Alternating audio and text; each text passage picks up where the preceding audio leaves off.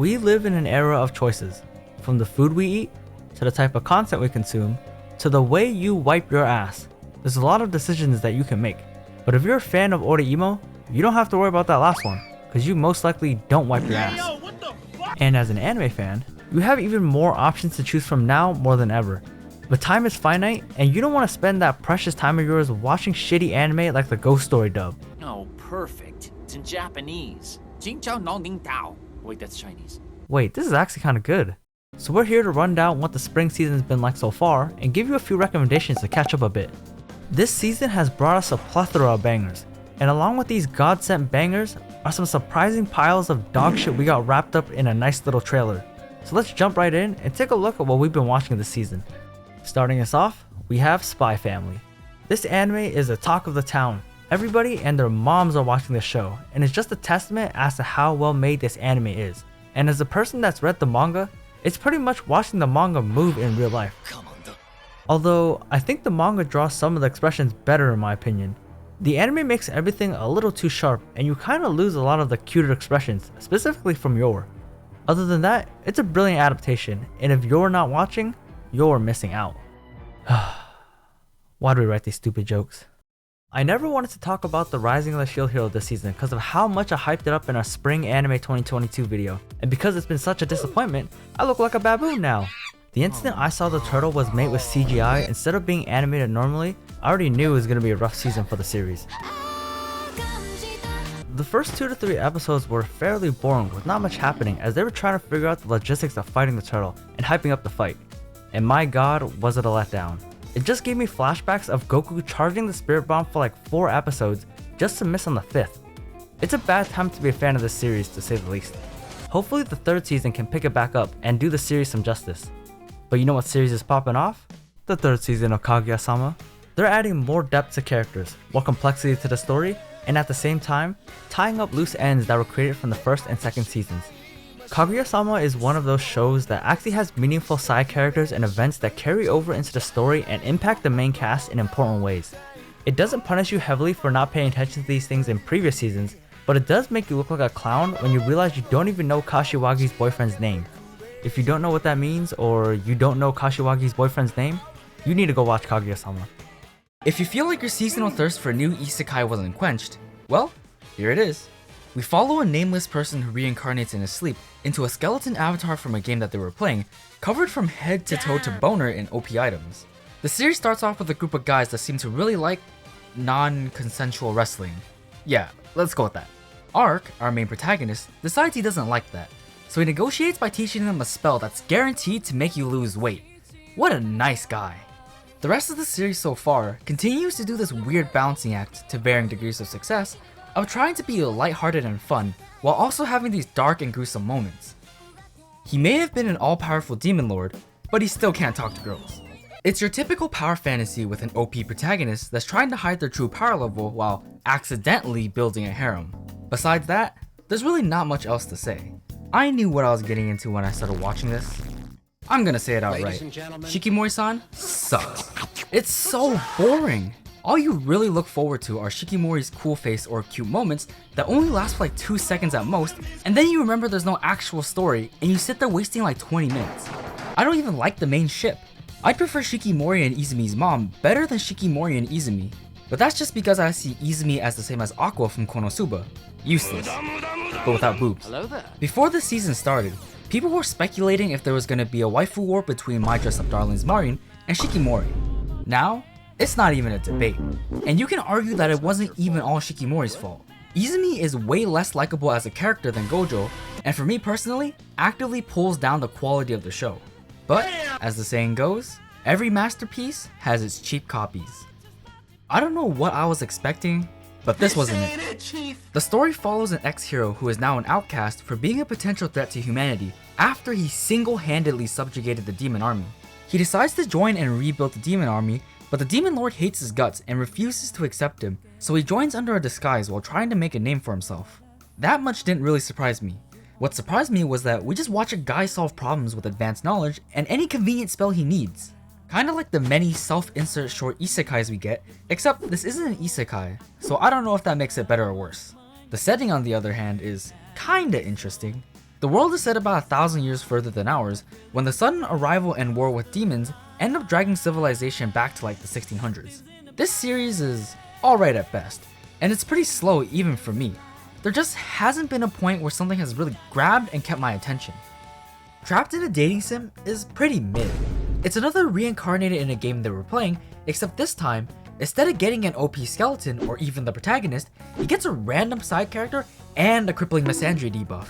We follow the new life of a guy that's stuck in a new game plus playthrough of a game he despises. So, what does he do?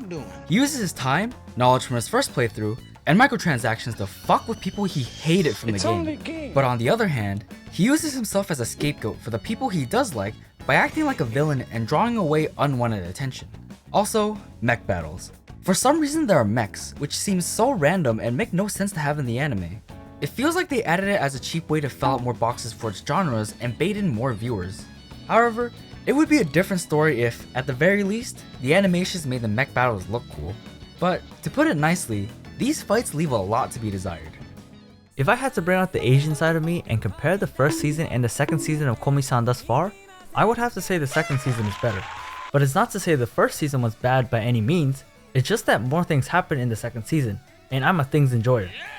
They've added more characters, most notably Katai Mokoto, aka the walking gap boy whose face is too damn small for his head and is built like a buff refrigerator.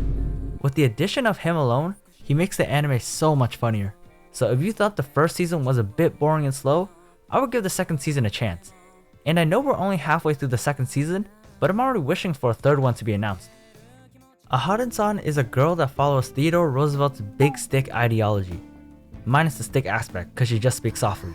And Raito is the homie for trying everything he can think of to understand what she's saying, but he's also a big fat simp at the same time for being a tryhard, emphasis on the fat part. Aharon speaks in ASMR, and even when nobody's talking, our boy Raito can't even hear her. And to make matters worse, Aharon has a trapped younger brother that borrows her clothes on certain occasions. Yeah, it's that kind of anime. This show is so dumb, it's hilarious, and it's a lot more enjoyable than I thought. But you have to turn off your brain to watch it, because if you try to rationalize their thoughts and actions, you're gonna be frustrated with how dumb they are. Looking back at the previous seasons of Data Live, anyone with working eyes can tell that Season 4 has the best character art out of all other seasons. The show starts exactly how a hentai would, and after watching half a season's worth of episodes, I have to admit, it was actually an alright watch. I just wish that Tokisaki Kurumi would show up more, not because she's best girl in the series, but because I love her theme every time she slides into the room. They'll be having a normal conversation, and then this bitch just shows up and now you can't hear anything anymore. That's the part I miss about Data Live. Since the dawn of time, man has been drawn to fire, and to this day, we are no different. Domestic girlfriend fucking awoke something in me, man. Like a moth to a flame, degenerates all over are drawn to dumpster fire anime. I like dumpster fire rom-coms though, so this is right up my alley. Nice car. Well, even though I say that, I honestly don't think it's actually that bad, but it's not great either. And so far in the anime, there isn't anything that really makes it that much messier than the usual rom-coms we're getting. But that's the thing, there's always this nagging feeling that there's something missing. Like there's a bit of oomph that it needs, which is exactly how the manga feels. It feels like the author is holding back on the spice a little here, and trying to keep it palatable for the normal viewer. Love After World Domination is actually surprisingly decent. It's kind of funny, kind of wholesome, kind of ecchi, but there's a little something for everyone in this anime. The show wears its heart on its sleeve, so for the most part, what you see is what you get. You watch as Desumi and Fudo bring out the parts of each other that they didn't know they originally had, including insecurities. But for the most part, the two change each other for the better, helping each other grow faster and in ways they probably never would have if they were alone. I'll admit it is a little cheesy, but if you like or can ignore that, I think the rest of the anime shines spectacularly. The executioner in Her Way of Life is pretty good. I really like the idea that they started with, where their world is the #1 hotspot for isekais, and that there are scars all over the planet that reflect how detrimental it was having these young people possess so much power. There are a few things that are holding the series back. I personally feel that there's something off about the pacing. There are times when it feels like the anime is focusing its runtime on the wrong things. Like when we get a lot of time with the main pair, Meno and Akari, not doing much, and we're shown so much of it that it kind of feels like they're beating a dead horse. Another problem I think it has is that it's honestly being held back by its animation during fight scenes. It would be better if fight scenes were given more focus or handled by another studio altogether. Other than that, not many complaints. They have an interesting concept, good dialogue, and overall, great character designs. Summertime rendering is like ReZero minus the hot waifus and throw in moments of thriller. But also like in ReZero, summertime rendering has a good hook and characters to drive the story. One solid point that we didn't mention in our video was that the main character is an actual human that thinks with their head, and not this one. It's a solid watch, but as a viewer, it might be a better anime if you binge watched it instead of watching it week by week for those that don't like cliffhangers. But also because at times, there's a lot of information that can easily be forgotten after a week, and this goes doubly true if they decide to bring back events from the first few episodes. Since we made a video on this anime already, we won't say too much other than the fact that this anime is illegally underrated, and the music they have for this show are all bangers. Go watch your boy Kong Ming. During the recording of our Spring Anime 2022 video, we said we hadn't even seen the first season of the Science Fell in Love series yet, and since then, I watched the entire first season and caught up with this season just to see what it was all about. There's not too much I want to say about this anime other than it's okay at best. And people aren't watching this to learn about science, that's for sure. And same thing as the Science Fell in Love series, I also recently caught up with the Demon Girl Next Door, and it's pretty alright. If you like cute girls doing cute things, this is your type of anime, but if you don't, you're probably going to be bored out of your mind. And with that marks everything we have watched thus far. We're a little over halfway through the season, and so far, I'm impressed with how it's turned out. We can't wait to watch the conclusions and see if they can finish as strong as they started. But that's going to be it for us now, so until next time, peace.